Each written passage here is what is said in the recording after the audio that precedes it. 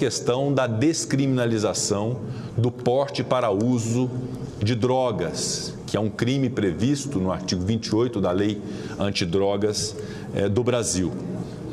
Eu externei minha posição ontem, eu não vou repetir todo o raciocínio que fiz em relação a esse tema, mas, de fato, houve, a partir da concepção de uma lei antidrogas, também uma opção política de se prever o crime de tráfico de drogas com a pena a ele cominada, naquelas modalidades todas que estão na lei, e de prever também a criminalização do porte para uso de drogas. Se pretender legalizar ou descriminalizar, que é uma tese que pode ser sustentada por aqueles que defendem que a questão é mais de saúde pública do que uma questão judicial ou uma questão penal, o foro de definição desta realidade é o Congresso Nacional Brasileiro. Parabéns, presidente! E, de fato, eu soube agora da suspensão do julgamento pelo Supremo Tribunal Federal, já com 4 votos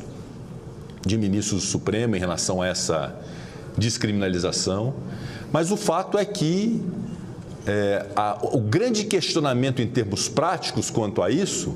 é de que esta decisão judicial, num caso concreto de recurso extraordinário, que tem um efeito geral para toda a sociedade brasileira, indaga-se, ao se permitir ou ao se legalizar o porte de drogas para uso pessoal, de quem se irá comprar a droga? De um traficante de drogas que pratica um crime gravíssimo equiparado a hediondo. E isso acaba gerando uma perplexidade enorme, porque, diferentemente de outros países que se programaram para essa legalização e o fizeram com discussão política através de lei, permitindo, então, uma cadeia de fornecimento da maconha, especialmente, como é o caso do Uruguai, como é o caso da Espanha, há uma organização e um programa de saúde pública que compreende, primeiro, a premissa fundamental de que isso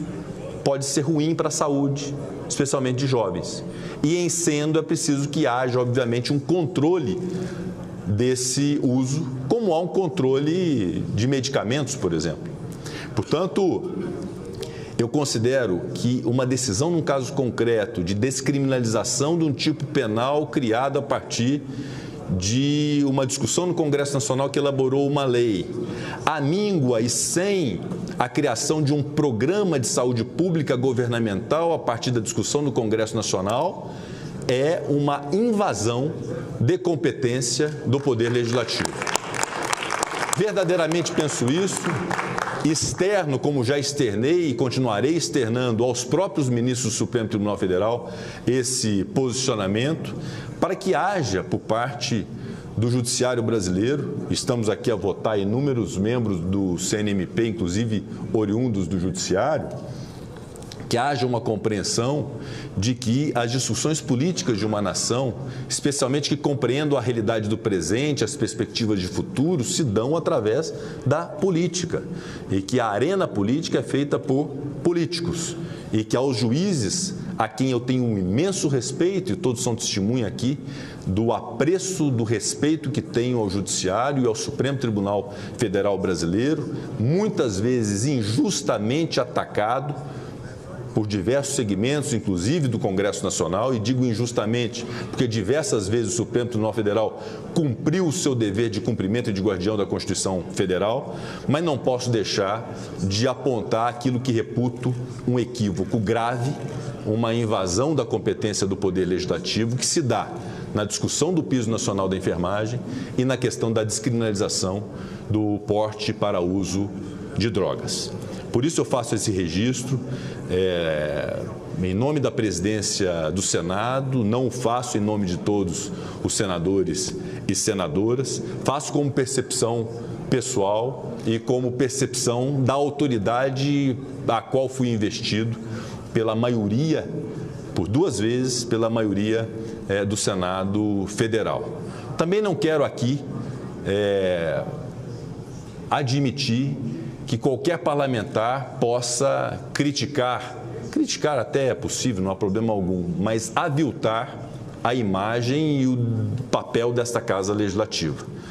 subir a esta tribuna para agredir o Senado Federal é tão ruim quanto o ativismo político de ministros do Supremo Tribunal Federal ou de qualquer outra corte. Então, que tenhamos também a sabedoria, a sapiência e, sobretudo, a responsabilidade de poder defender a nossa casa, que fará 200 anos e que, diferentemente da percepção de alguns,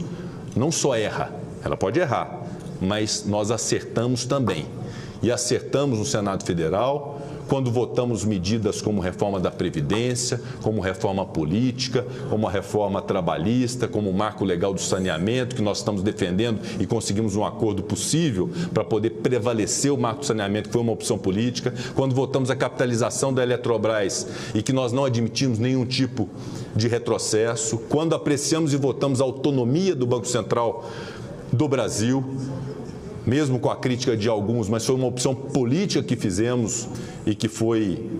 respeitada. Fizemos muitas coisas boas nessa Casa Legislativa ao longo desse tempo e as coisas só não foram piores na pandemia porque este Congresso Nacional agiu.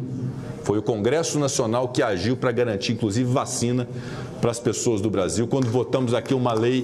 que permitiu a compra de vacinas no nosso país. Então, pegar um ponto ali ou acolá de problemas que nós temos dessa interferência indevida que eu estou apontando aqui e reconhecendo por parte do Poder Judiciário em relação ao Legislativo, não descredencia o papel dessa casa e é cumprir papel e compromisso e dever de todos nós de poder enaltecer e elogiar aquilo que nós fazemos de bom aqui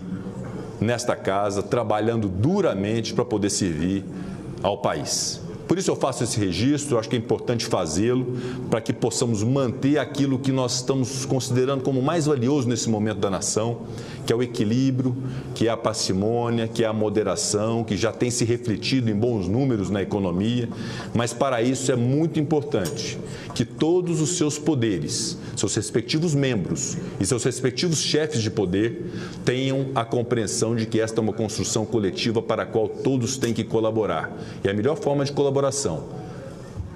é reconhecendo o seu próprio papel e os seus limites e respeitando o papel do outro. Portanto, fica esse registro a todos os senadores e senadoras e aguardemos os desdobramentos. Senhor presidente.